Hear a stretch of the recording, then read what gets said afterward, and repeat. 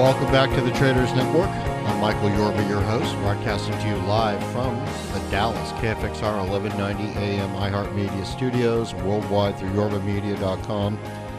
All right, I'm talking to Kyle Kennedy, CEO, Seafarers Exploration. You're going to want to write this down. Symbol S as in Sam, F as in Frank, R as in red, X as in X-ray, SFRX. He's sitting on well over $2 billion worth of treasure that's down there. It's been reported. He's taken companies, many of them, I think it's over 600 public, and he saw this opportunity and jumped all over it. All right, Kyle, this is just a great adventure story. You've got a history of taking companies public, means you look inside out, you know the numbers, all about it, and you jumped all over this treasure company, Seafarers Exploration. And then nobody gives anybody in 30 years a permit to go ahead and find these wrecks. They're already found. You just have to go down there and bring it up, and you actually have the licenses in place or the permits in place to go do this. That's got to be a huge valuation on your company. You know what, Michael, thank you for bringing that up. I highly agree with you on all those fronts. The issue is a couple of things, and let me finish one answer just real quick where we left off. The theory in the treasure business is that you find the iron, which is what that cesium vapor magnetometer will do. And if you find the iron, you'll find the gold and silver and emeralds that the iron locked up. And so you got to go and hit each of the iron targets, but you can see those targets with, like I said, this mag survey. And when you see a heavy consolidation, that really shows you where a good part, if not all of the ship is lying. And when these ships are buried under the sand, sometimes the area that they're buried in could be 1,100, 1,500, 2,000 feet across, almost like a bulldozer ran over them. And so you don't really get these nice little piles of silver and gold necessarily, with the exception of deep water wrecks. Because if they wreck 5, 10, 15,000 feet, they go down, they hit the bottom, they sit there in one piece. There's no currents to wash them around. There's no sand to bury them. The woodworms eat the wood away, and you're left with a big pile of rubble. And the shallow water wrecks, like what our company is working, they're buried in sand. It's a little bit more difficult period of time to get to them, but you see them, and you can see where they're at, and it's just a matter of digging it up. And moving the sand is not a difficult thing to do. We have the equipment to do it. It's not like you're digging down through 5 miles of granite, or some of these oil companies just do some outrageous things to get to the oil, and we don't have that, and we don't have that kind of expense. And so when you look at the valuation, and this is something that I feel very, very, very strongly about. You've had some wonderful companies on your show, but having said that, I believe that our company, Seafarer Exploration, is one of the best risk-reward values that exist in the entire market. And I feel very, very strongly about that because our downside is fairly limited in here. We're at record lows right now. And we're at record lows because over the last 8 years, we've not found treasure. But we haven't been able to dig for treasure over the last 8 years. We've had to put our infrastructure in place, get our permits, get the right wrecks, and then we're at a point where we can do that. Well, right now, all of that work over the last 8 years is coming together for this summer. And so all of this work, all of this money, all of these permits, everything is coming into play at this point in time. And I'm so ecstatic about it because this last week, which we finally got a chance to get out and start working and start digging the first wreck up, this last week, we hit a major piece of the ship's deck, about 17 feet long, about 6 feet wide, and about 5 inches thick.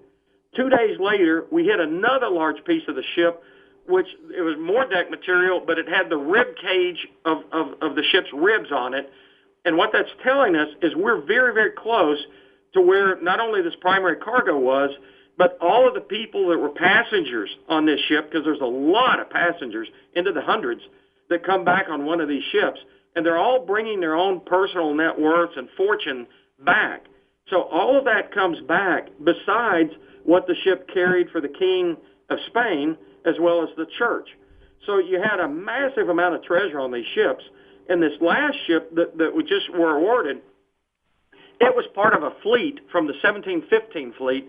And we feel very positive we've identified it as a 1715 fleet. We actually feel very positive we know exactly what ship it is.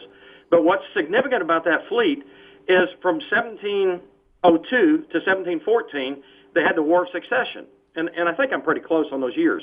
But nonetheless, they had this war where there's no king of Spain. Well, they finally picked a king of Spain. And the first thing he did was he said, guys, get the biggest cargo ships you can get and go get all my treasure. Because during that period of time, they had stockpiled a massive amount of treasure. 11 cargo ships went down. When they got down there, there was so much treasure, they had to rent another ship to help them bring it back, a French ship. Well, it turns out the only ship that made it back was the French ship because it was really fast. And when they set sail, the French ship got miles ahead of the other ships, and a hurricane hit the other 11 ships and sunk them. One of those ships that sunk is the one that we've got. And they were not able to find this ship. There's records saying that they couldn't find it. They looked for it. So the entire ship is down there. And now we're finding parts of it. We're all over it. And this is going to begin to take place this summer. But to add to that, if that's not good enough, okay, to add to that, we've got a second ship that we've been giving the salvage permit on in Juno Beach. That shipwreck on that particular spot is from the mid-1500s. We're estimating 1550, 1570. It's a major, major wreck. We'll be all over that wreck within a short period of time. We've worked on it some in the past, but we worked in an area where the wreck was not. They gave us a partial map, which was very, very disappointing to find out.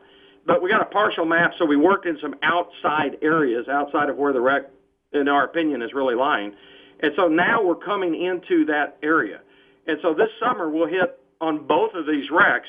We have a third that we're getting permitted right now, that when we receive that permit, we will have 3 active wrecks going.